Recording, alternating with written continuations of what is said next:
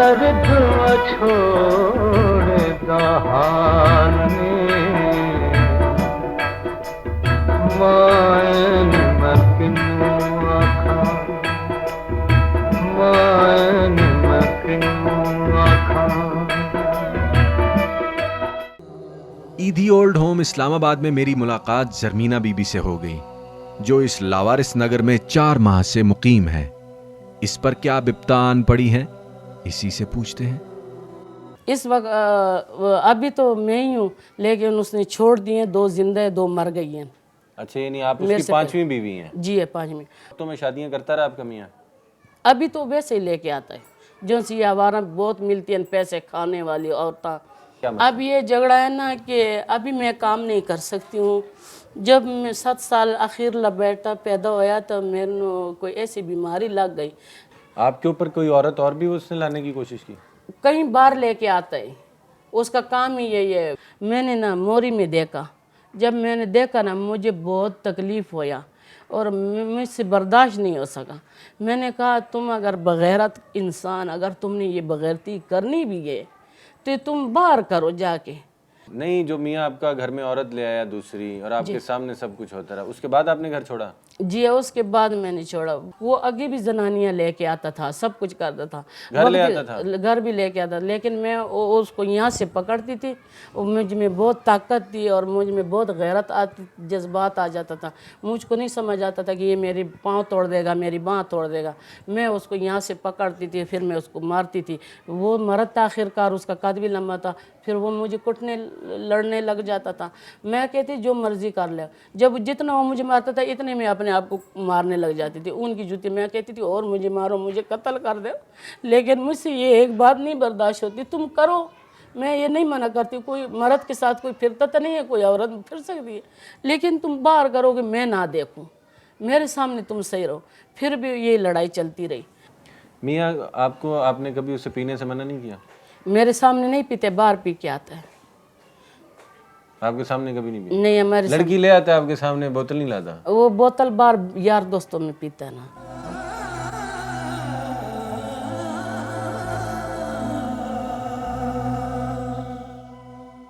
मियाँ की बेराह रवी का किस्सा तो एक दुख था ही, बेटा बाप से भी 4 हाथ आगे निकला।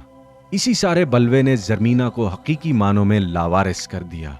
सुनिए, कुर्बानगाह पर लटकती हुई माँ अपनी औलाद का दुखड़ा कैसे रो रही है।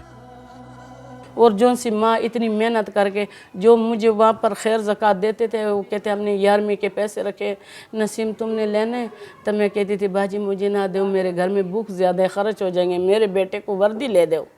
फिर उसको मैं वर्दी लेके देती थी। बाप ने कभी वर्दी में नहीं लेके दिया। वो मेरा बेटा भी शराब पीता है, सब घर में लड़के लेके आता है, बेटी जुआन हुए, मेरे से बर्दाश्त नहीं होता है, मैं कैसे बर्दाश्त करूं। मैं जाके दोनों हाथे से बेटों के ऐसा मारे, मैंने क्या तेरे साथ, मैंने तेरे वजह से इस आदमी के साथ मैंने गुजारा किया कि ये मेरा बेटा रुले नहीं। इस बाद मुझे बहुत नफरत हो गई थी, लेकिन मैंने उसे कबूल किया कि ये मेरा बेटा जगह जगह धक्के लेगा और इसके साथ इसको वो बाप वाला प्यार कोई भी नहीं देगा। ये जितना भी गंदा है, जितना भी बुरा है, लेकिन फिर भी इसका बाप है, इसको एहसास तो रहेगा ना। मैंने उस बेटे के पीछे इतना लश्कर बनाया, ज़िंदगी बर्बाद की। जब अब वो बेटा मेरा हो गया, कमाने वाला हो गया, अब वो मुझे जानता भी नहीं है।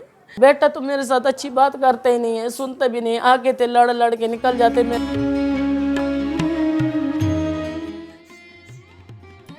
ये तो सब कुछ जरमीना की जिंदगी में हो गया, लेकिन अब बेसहारा होकर ईदी ओल्ड होम में इसके शब रोज कैसे गुजरते हैं वो भी इनसे पूछते हैं। और सरकार को ये मजलूम क्या कह रही है ये भी पूछते हैं।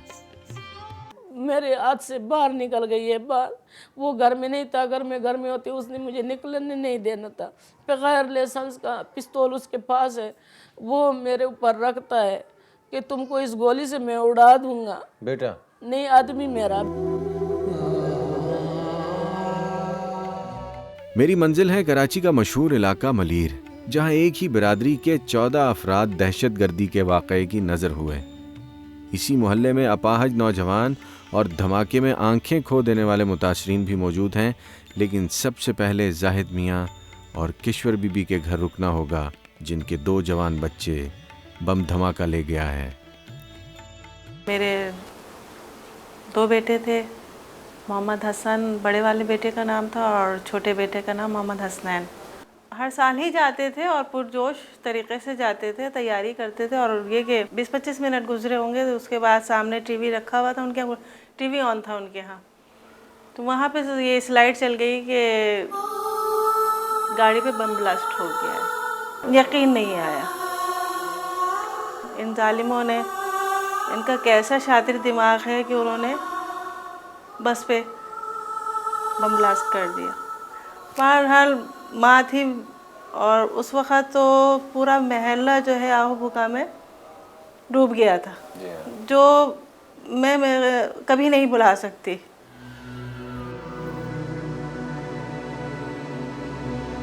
मैं तो हर वक्त उसको बद्दुआ देती हूँ।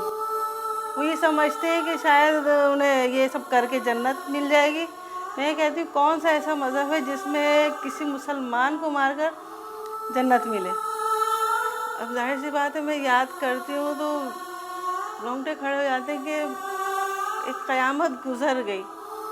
एक करने वाला ये नहीं सोचता कि वो भी तो किसी माँ का लाल है। कितने घर उसने उजाड़ दिए।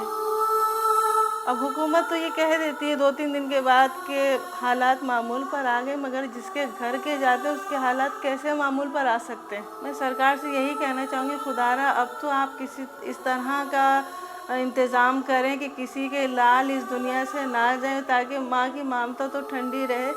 एक माँ कैसे जिए? दोनों बेटे चले गए और बाप की भी उम्मीदें सारी टूट गई हैं। दोनों बाजू उनके टूट गए।